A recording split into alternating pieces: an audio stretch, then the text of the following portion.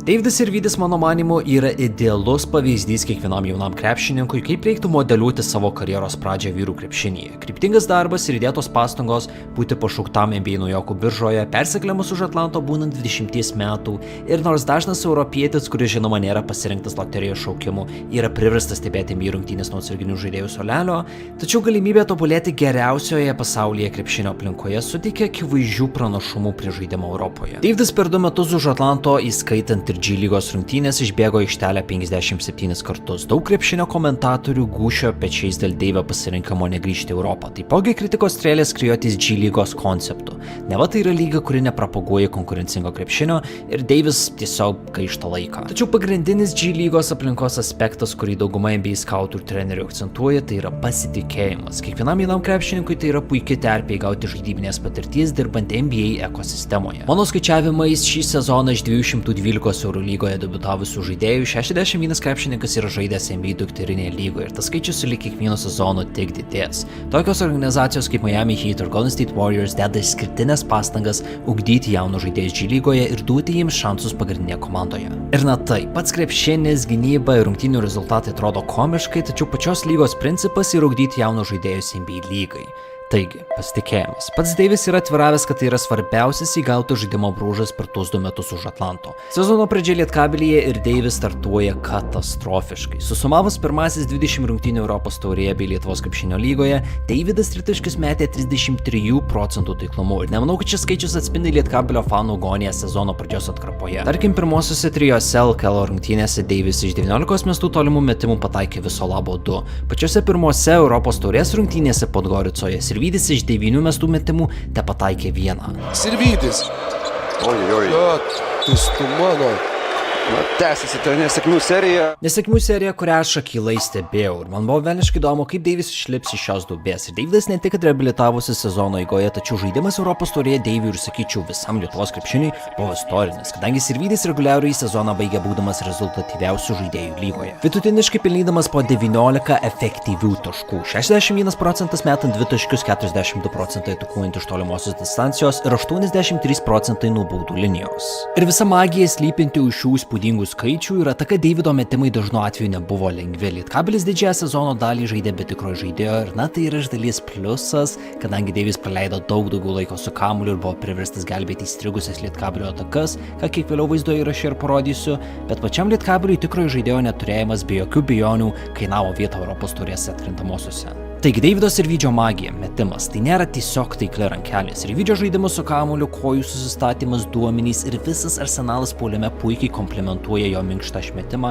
ir taiklią ranką. Pažiūrėkime šį epizodą. Deividas neturi greito driblingo, tačiau dažnai mėgsta naudoti lėtą hesitation judesį, su kuriuo bando imituoti metimą. Ir kaip matom iš Salašo kūno kalbos, kad jis šiek tiek pasigauna Deivido klaidinančio judesio, bet svarbiausias indikatorius tai yra jo ištiesta koja. Ir būtent reaguodamas į ginamojo kūno kalbą, Deivis spartina driblingą, atšoka atgal ir susikuria atstumą tarp savęs ir Salašo. Ir to atstumo Deividui užtenka išsimesti tritaškį ir jį pataikyti. Labai geras amerikietiškas terminas apibūdinantis šį veiksmą yra you reach, I teach. Kiekvienas geras 1-prieš-1 žaidėjas puolime nuolatos reaguoja į besiginančio žaidėjo kūno kalbą. Panaši situacija, skirtingas rezultatas. Išsitrauktas lėtesnis varžovo šokiui, vėlgi tas pats hesitation judesys ir iš šito rakurso daugeliu matosi, kad Sirvydis akivaizdžiai imituoja stebeką. Net ir jų žiūrėdama negali tiksliai pasakyti, ar Deividas mes, ar veršis, ar toliau žais su kamuoliu. Tačiau pats besiginantis žaidėjas daro kiek geresnį darbą, neprarasdamas balanso ir nesuteikdamas Deiviui jokio pranašumo, bet Sirvydis šį kartą veržiasi, atlieka technišką verpstę ir taip prigauna raumeną. Tai yra žaidimo komponentai, kuriuos Deivis patobulino JAV.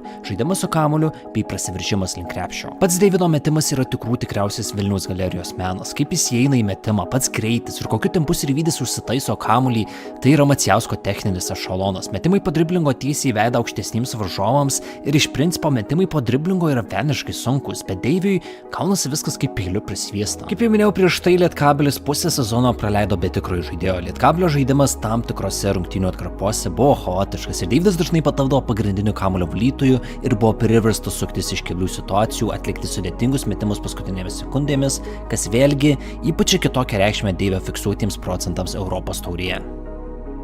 Varžovai privalo gerbti Deivio metimą ir dažnu atveju tas gerbimas užsibaigia pražangomis tiek metimo fazėje ar absoliučiai lygioje vietoje. Pick and roll situacijose gynėjai, kurie nesijaučia patogiai perimetro gynyboje, yra priversti kilti aukštai ir pasitikti Sirvydį prie tritaškio linijos, vėlgi dėl tos pačios rizikos prasileisti tritaškį. Ir čia labai geras pavyzdys, ką duoda Deiviui gebėjimas veržtis link krepšio. Deivis vidutiniškai Europos taurėje prie baudų metimo linijos stodavo po 4,5 karto. 4 rungtynėse Deivis pasiekė 10 mestų baudų ribą, taipogi vidutiniškai išprovokuojamos 4 pražangos per rungtynes. Ir šie skaičiai puikiai reprezentuoja Deivido Sirvydžio agresyvumą. Iškarpos, kurias matote dabar, nutiko rungtynėse prieš Klaužono Apoką. Galimai traštokas iš buvusio bendraklubio Vilniaus Ryte DJ Sealy ir 3 Deivio pataikytos baudos lemiamų rungtynių metu. Ir kai pozicinis Lietkablio žaidimas strigdavo, ypač kai jaunasis Lelevičius buvo statomas į žaidėjų, Deivis imdavosi iniciatyvos ir organizuodavo žaidimą pats. NBA lygoje yra itin populiarus grab and go konceptas, kai turi aikštelėje 4, kartais net 5 žaidėjus, kurie gali atsikvojus kamuolį, staigiai skuostis su kamuoliu į priešingą aikštelės pusę, taip sukuriant pusiau tranzicinę ataką, neleidžiant varžovams įsikasti gynyboje. Žaidimas atviroje aikštelėje Deiviui labai patinka, tai yra gera proga paspartinti žaidimo tempą bei medžioti lengvus taškus. Pastebėjau, kad šiuolaikinė karta, kaip ir pridera moderniam krepšiniui, Tubelis, Aukštavičius ir Vydis mėgsta veiksmą atviroje aikštelėje ir Sirvydis jaučiasi patogiai ir užtikrintai būdamas tų žaidėjų, kuris organizuoja greitas ar pusiau greitas atakas. Tad Deividas nėra tiesiog metikas, tai yra dinamiškas žaidėjas ir žaidimas su kamuoliu bei prasiviršimai su daugiau negu 1 ar 2 užsibaigimais kelia Deividą Sirvydį kaip krepšininką į visai kitą lygį. Analizuodamas Deivio žaidimą, man jis primena miksą tarp Šiškausko ir Macijausko. Ir mano mėgstamiausias Sirvydžio žaidimo bruožas, žinoma, neskaitant jo metimo, yra taip, kaip jis geba išlaikyti gyvą driblingą, net kai varžovai pasiūlo gerą kontaktą. Grįžtant atgalios ir koks Deividas Sirvydis buvo žaidžiant Vilniaus Ryte, nepasakyčiau, kad tai buvo krepšininkas, kuris nerodė blyksnių veržintis baudos aikštelės link. Tiek jaunių krepšinėje, tiek vyrų krepšinėje Deivis karts nuo karto pademonstruodavo gerą kojų darbą, kūno kontrolę ir technišką užsibaigimą Eurostepu. Visa problema slypėdavo tame, jog Deivio kūnas prastai sugerdavo kontaktą. Taipogi patikimas kamuolio valdymo trūkumas, kai reikia staigiai judėti, varytis kamuolį kelių varžovų apsuptyje ir galvoti keliais žingsniais į priekį. Tai darant, paprasčiausiai įgūdžių trūkumas iššaukė nepasitikėjimą savimi atlikti mano išvardintų žaidimo komponentus. Ir tai pribojo Deivido rolę Ryto komandoje iki žaidėjo, kuris tiesiog yra spot-up metikas. Palyginus, ką matom dabar, tai yra džiazas su kamuoliu. Visai kiti įgūdžiai, kurie žinoma suteikia Sirvydžiui pasitikėjimo draskyti gynybą veidu į krepšį. Tai nėra elitinis kamuolio valdymas, tačiau būtent pagerintas žaidimas su kamuoliu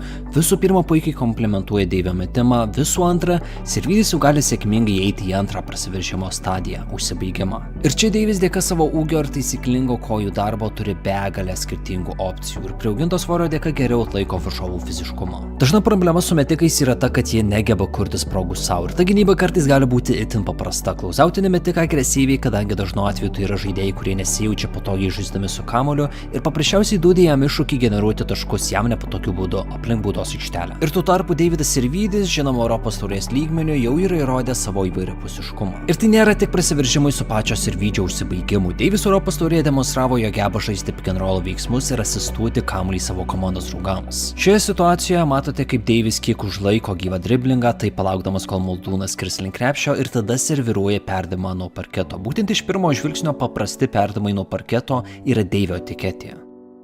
Ir Sirvydžio įvairiapusiškumas sukuria įdomių situacijų pozicinėme krepšinyje. Man įstrigo minutės pertraukėlė prieš Trento klubą. Štelmacherio nubraižytas derinys ir Moldūno žodžiai pačios minutės pertraukėlės pabaigoje.